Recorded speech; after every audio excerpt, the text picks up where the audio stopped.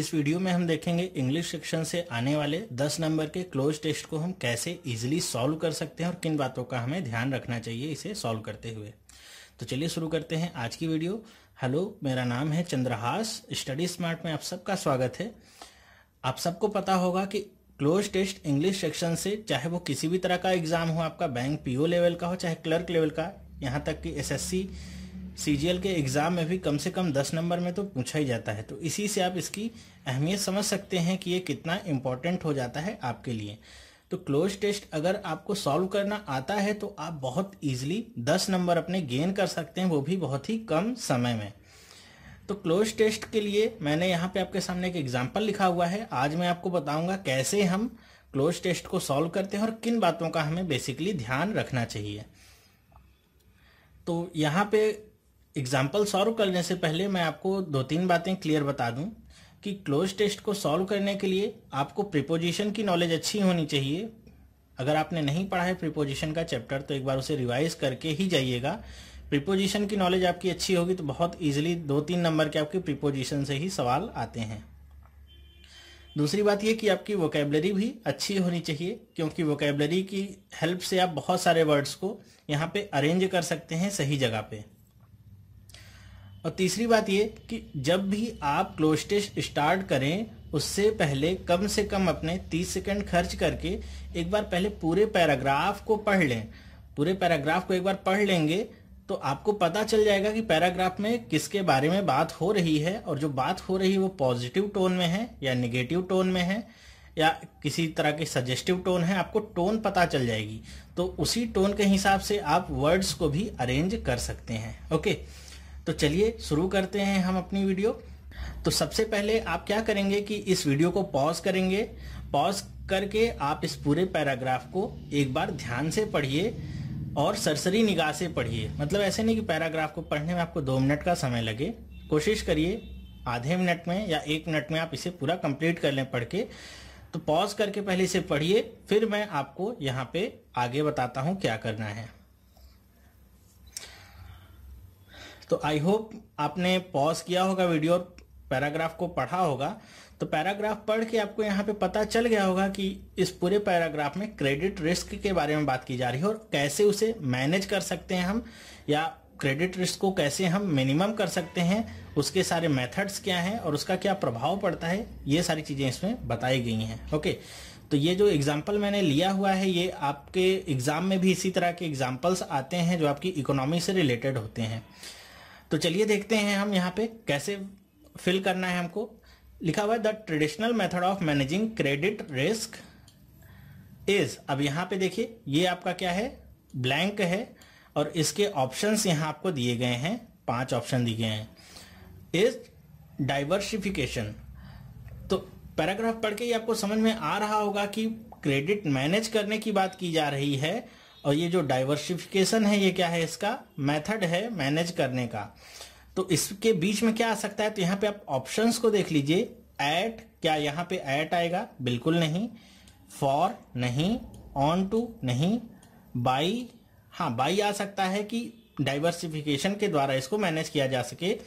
दूसरा ऑप्शन क्या है, थ्रू। ये भी आपका दोनों पॉसिबल हैं आने। ओके, लेकिन अब इन दोनों में से कौन सा आएगा ये आप कैसे पता लगाएंगे?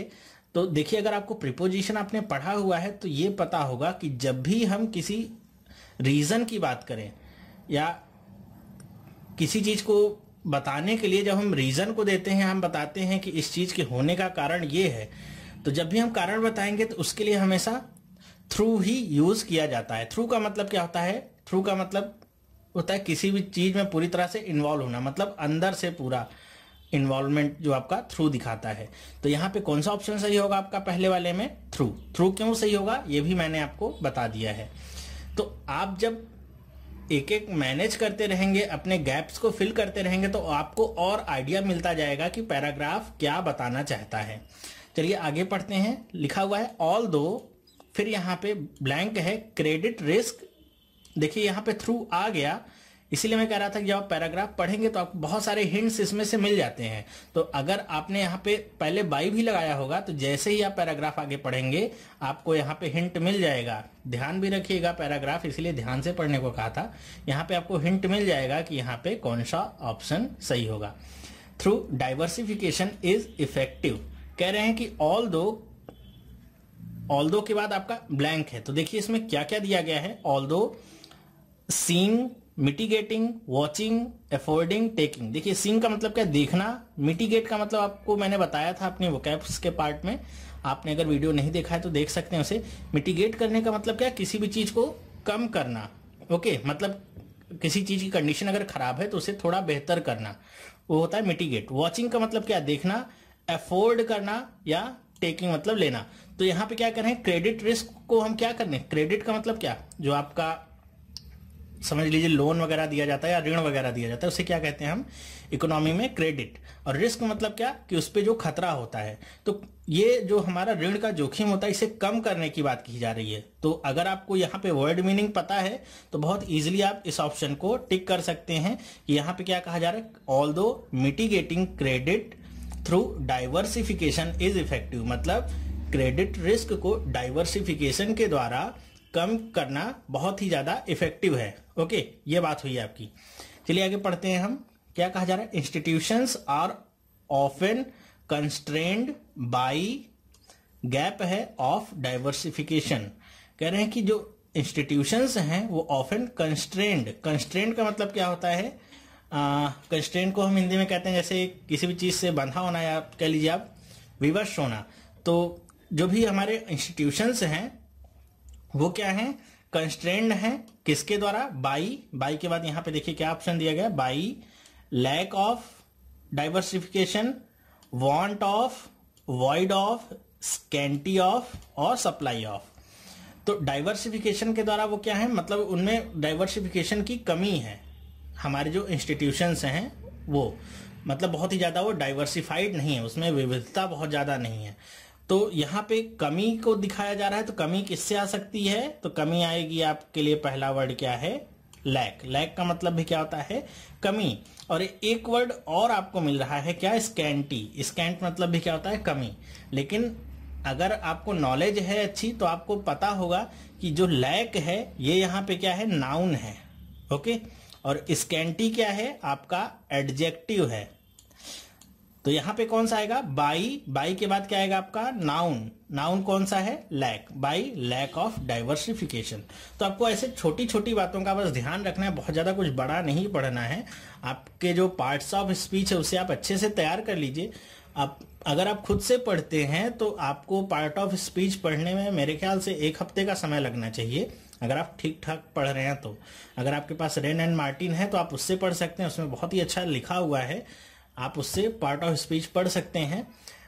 नहीं तो एक इंग्लिश की बुक मैंने पढ़ी थी काफ़ी दिन पहले, मुझे नाम ठीक से याद नहीं है, मैं एक बार देख के आपको बता दूंगा, शायद मेड इजी करके उसका कुछ नाम था, उससे भी आप पढ़ सकते हैं। उसमें भी बहुत अच्छे से इलेबोरेट किया गया है एक एक पार्ट को, तो पार्ट ऑफ स्पीच आप वहां से पढ़ सकते हैं। ओके, वरना आप क्या करें कि क्लोज टेस्ट के कम से कम 10 से 20 एग्जाम्पल्स को सॉल्व कर लें। वैसे तो ये पार्ट 1 में लेके आया हूं आपके लिए, और इसके मैं कम से कम 5-10 एग्जाम्पल्स आपके लिए लेके आऊंगा। तो उससे भी आपको बहुत सारी हिंट्स मिल जाएंगी। बहुत सारी चीजें क्या होती हैं, बहुत ही सिमिलर होती हैं, मतलब इन फैशन वो चलती ही हैं। तो अगर आपको पता है तो आप बहुत ही इजिली गेस कर सकते हैं कि वहां पे क्या कौन सा वर्ड फिट आपका बैठेगा।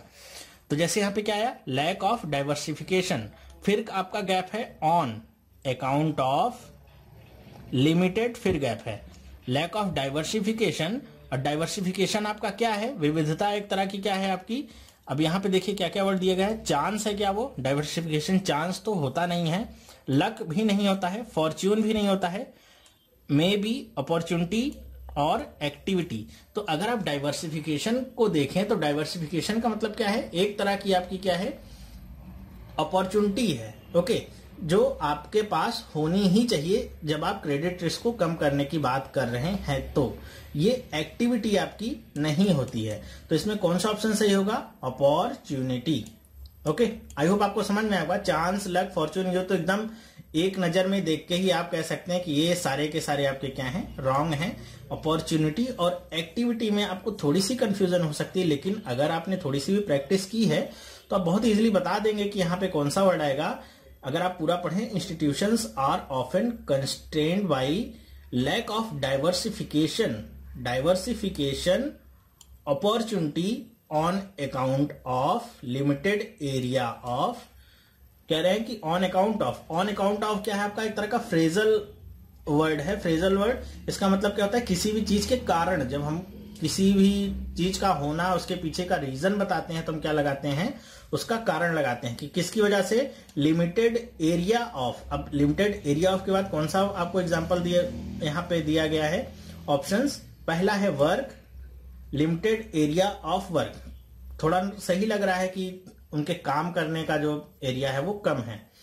डीलिंग, मेरे ख्याल से डीलिंग एकदम आप एक नजर में देख के ही बता देंगे, कोई शब्द नहीं है आपका फिट बैठता है यहाँ पे।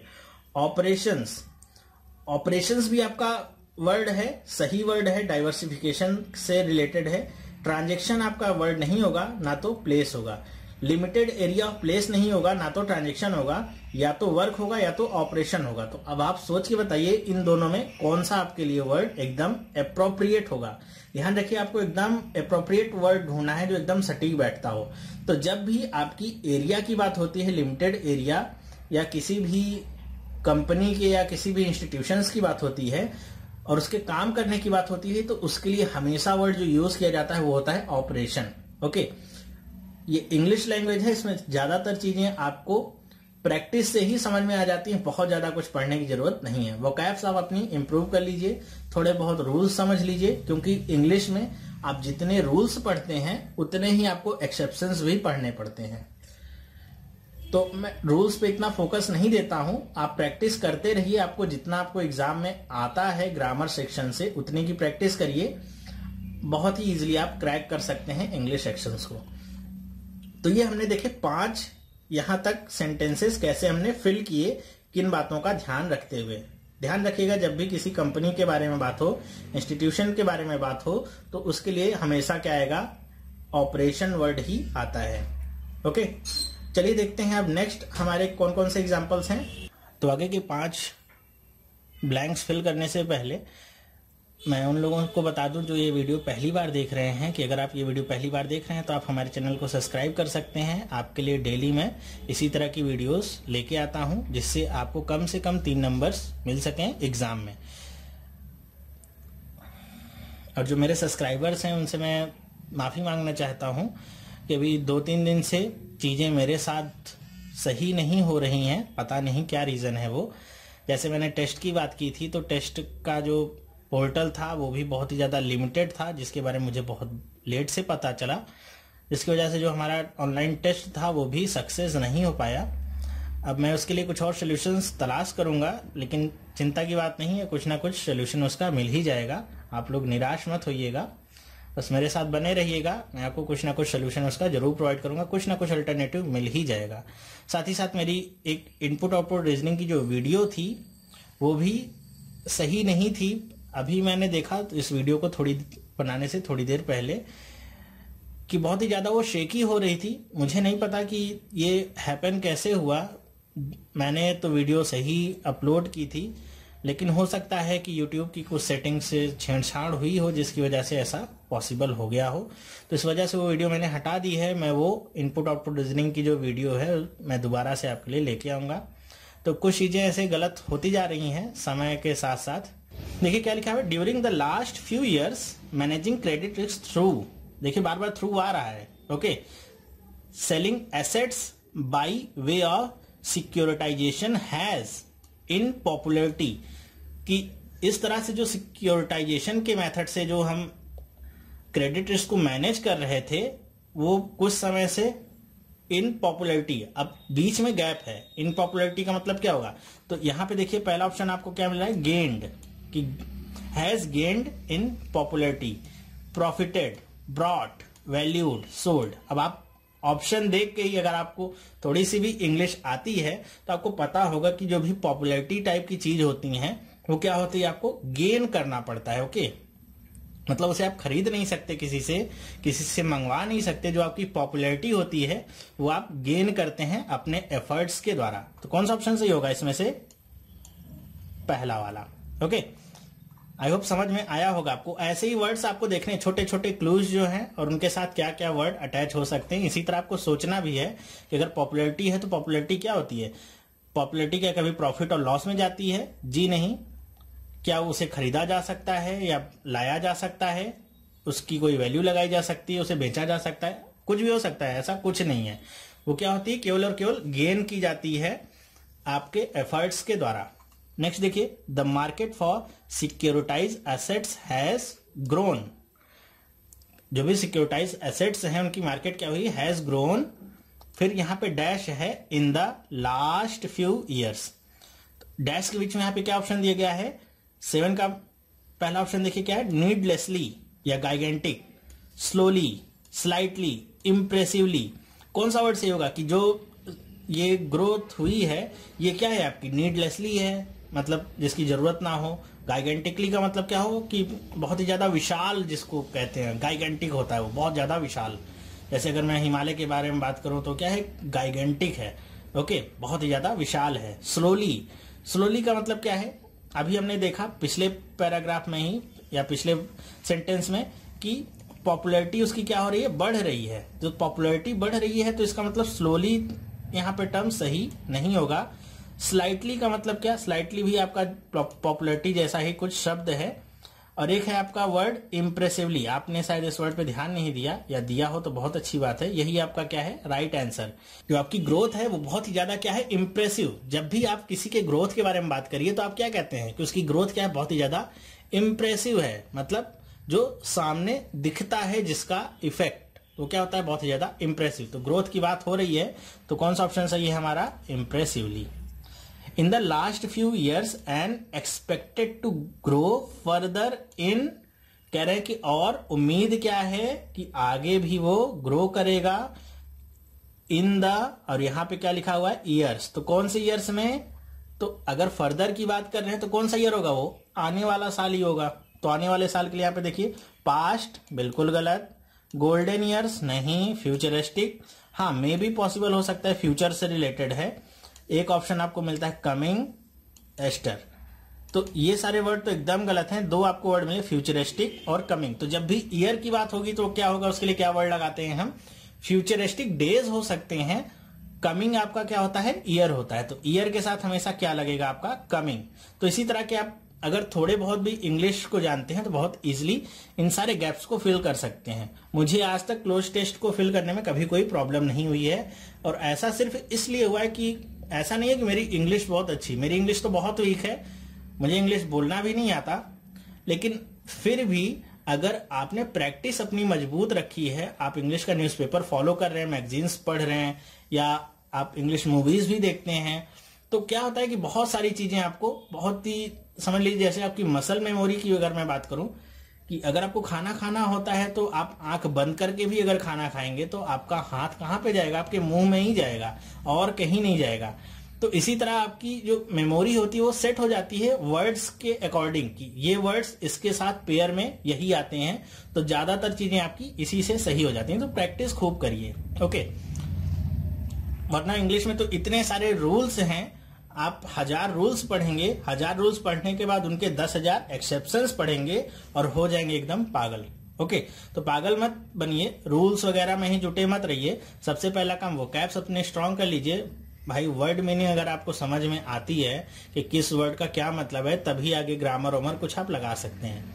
जब वर्ड का मतलब ही नहीं पता, आसपास ही कुछ नहीं पता, तो आप ग्रामर लेके भी क्या करेंगे, रूल्स लेके भी क्या करेंगे, कुछ नहीं कर सकते हैं। तो सबसे पहली बात, जिनकी भी इंग्लिश कमजोर है या जो रह जा रहे हैं इंग्लिश सेक्शन में, उनसे मैं कहूंगा अपना वोकैब सेक्शन इंप्रूव करिए। बहुत ही ज्यादा आपको जरूरत है वोकैबलरी को इंप्रूव करने की। पहले वोकैब्स इंप्रूव करिए, फिर आगे ग्रामर, टेंस और ये सारी चीजें आप इंप्रूव करिएगा। फिर जब आपकी वोकैब्स इंप्रूव हो जाती है तो अपने आप ही सारी चीजें इंप्रूव हो जाएंगी।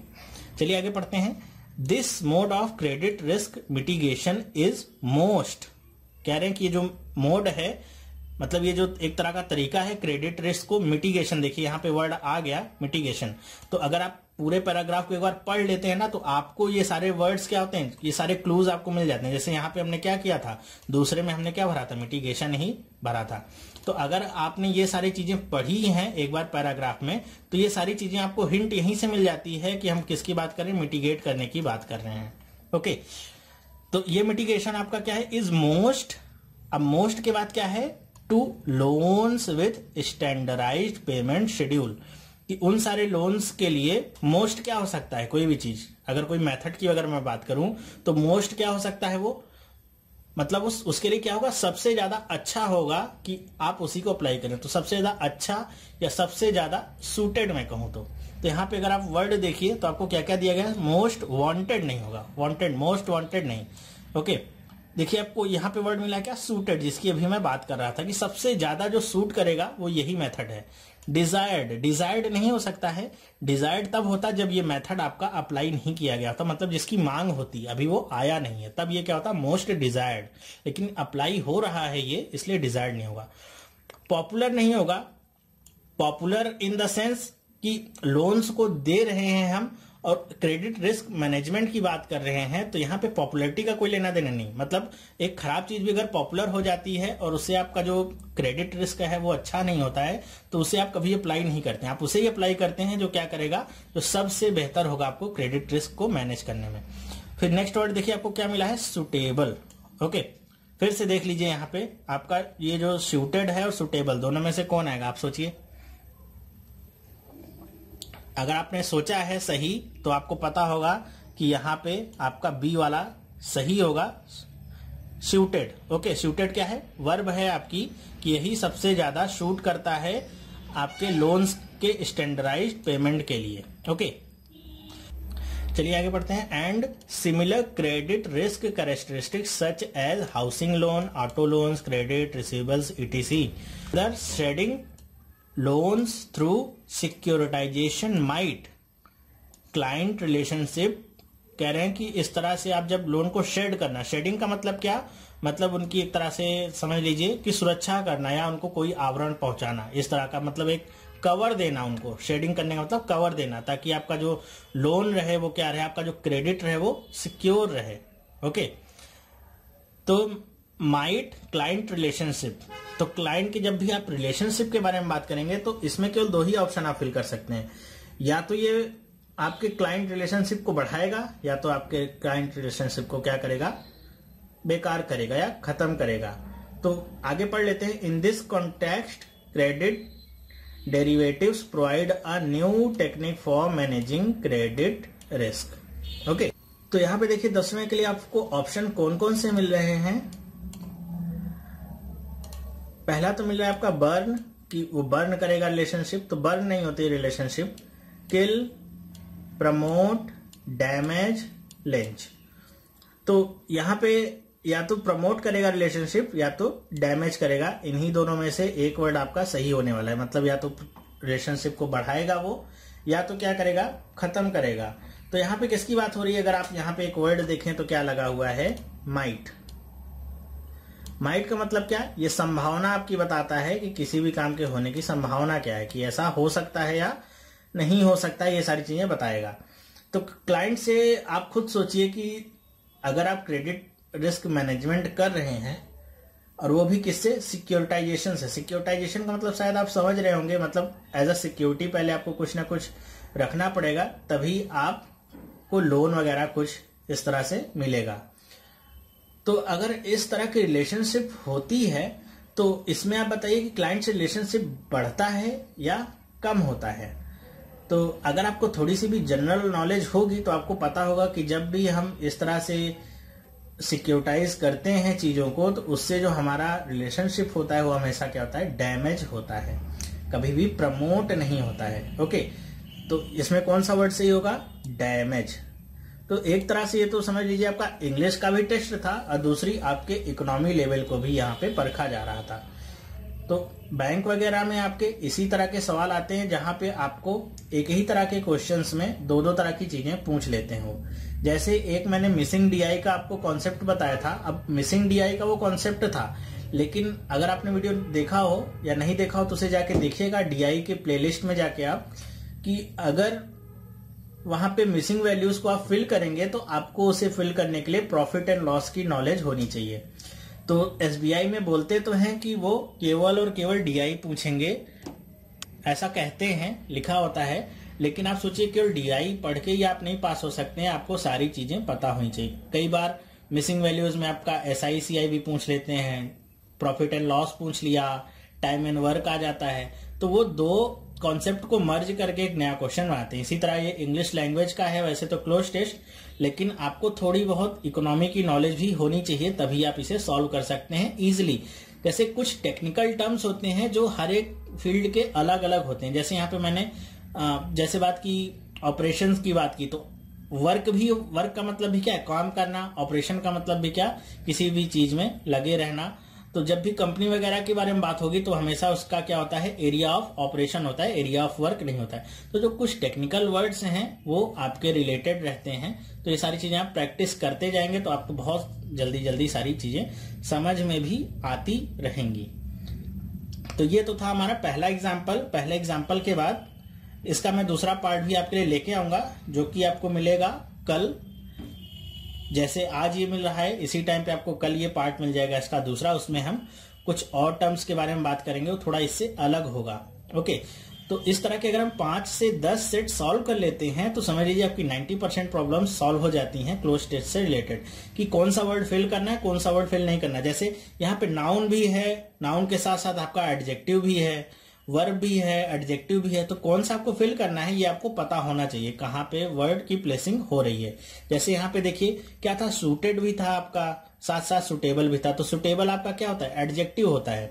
तो कोई भी मेथड यहाँ पे मिटिगेशन के लिए लगाया गया है। सुटेबल टू लोन अगर मैं बात करूं तो बहुत ही ज्यादा गलत शब्द होगा, यहाँ पे क्या आना चाहिए, सूटेड। ओके, वर्ब आनी चाहिए, कि यही क्या है, सबसे बेहतरीन तरीका है जो क्रेडिट रिस्क को कम कर सकता है। ओके, तो इसी तरह की चीजें आपको सीखने को मिलती हैं। तो आई होप आपको ये वीडियो समझ में आया होगा। अगर आपको ये वीडियो अच्छा लगा तो मुझे कमेंट करके जरूर बताइएगा, वीडियो को लाइक भी करिएगा और अपने दोस्तों के साथ भी शेयर करिएगा। और कुछ बातें मैं उन लोगों को बता दूं जो ये वीडियो पहली बार देख रहे हैं, कि अगर आपको किसी भी टॉपिक्स में प्रॉब्लम है तो एक बार आप इस चैनल की प्लेलिस्ट में चली जाइएगा। वहां पे मैंने सारे जो वीडियोस हैं मेरे, उनको टॉपिक वाइज अरेंज कर रखा है। या जो इस चैनल को देख भी रहे हैं और उनको लग रहा है कि मुझे ये वीडियो चाहिए, तो आप पहले प्लेलिस्ट में चले जाइएगा। वहां पे आपको DI का एक सेक्शन मिल जाएगा, इंग्लिश वोकैब का एक सेक्शन मिल जाएगा, रीजनिंग का आपको एक सेक्शन मिल जाएगा, सिलोजिज्म जिसमें अलग होगा, सर्कुलर सीटिंग अरेंजमेंट अलग है, इनपुट आउटपुट अलग है। ओके, तो इस तरह जैसे सिंप्लीफिकेशन का आपको सेक्शन मिल जाएगा। वहां पे जितनी भी सिंप्लीफिकेशन की टेक्निक्स है, जैसे स्क्वायर रूट निकालना, क्यूब रूट निकालना, परफेक्ट स्क्वायर का परफेक्ट नंबर है चाहे नॉन परफेक्ट नंबर है, अप्रोक्सीमेशंस को कैसे सॉल्व करते हैं, ये सारी चीजें मैंने वहां पे बना के पहले से ही रखी हुई हैं। तो आप वहां पे जाके एक्सेस कर सकते हैं, आपको सारी की सारी चीजें वहीं पे मिल जाएंगी। तो इस वीडियो में यहीं तक, हम मिलेंगे कल इसके सेकंड पार्ट के साथ और देखेंगे 10 और क्वेश्चंस कैसे हम उनको सॉल्व करेंगे पैराग्राफ को पढ़ते हुए। तो सबसे पहली बात इसमें मैंने क्या बताई, रिपीट करिए मेरे साथ। सबसे पहला क्या है कि आपको थीम समझना है। पैराग्राफ पढ़ के ही आपको क्या पता चल जाएगा, थीम। साथ ही साथ आपको बहुत सारे हिंट्स भी मिल जाएंगे। जैसे यहाँ पे मैं थ्रू की बात करूं अगर, या यहाँ पे मैं मिटिगेशन की बात करूं, तो ये सारे आपको हिंट्स जो छोटे छोटे हैं ये पहले से ही मिल जाते हैं। मतलब आंसर आपको पैराग्राफ में ही दिया रहता है। तो थीम समझ लिया, छोटे छोटे हिंट्स आपको मिल जाते हैं, तो बहुत ही इजीली आप पैराग्राफ को सॉल्व कर लेते हैं। कई लोगों को मैंने देखा है जो बस पेन उठाया, लगाना शुरू कर दिया, पहले में ये होगा, दूसरे में ये होगा। पहले आप थीम समझ लीजिए, फिर फर्स्ट सेकंड थर्ड पे जाइएगा। जब निगेटिव टोन हो गई है और आपने सारी की सारी पॉजिटिव वैल्यूज रख दी हैं, तो फिर आपका पैराग्राफ क्या हो गया, पूरा का पूरा गलत हो गया। तो एक बार थीम समझेंगे फिर आगे बढ़ेंगे। तो आई होप आपको ये लेक्चर पसंद आया होगा। कमेंट करके मुझे बताइएगा, पसंद आया होगा तो मैं इसके और पार्ट्स भी आपके लिए लेके आऊंगा। अगर नहीं भी पसंद आया, नहीं भी समझ में आया, तब पर भी मैं आपके लिए और पार्ट्स लेके आऊंगा, उसकी चिंता आप मत करिए। ओके, तो चलिए मिलते हैं हम नेक्स्ट पार्ट में। नेक्स्ट पार्ट में हम देखेंगे इसका पार्ट 2। तब तक के लिए वीडियो देखने के लिए बहुत बहुत धन्यवाद।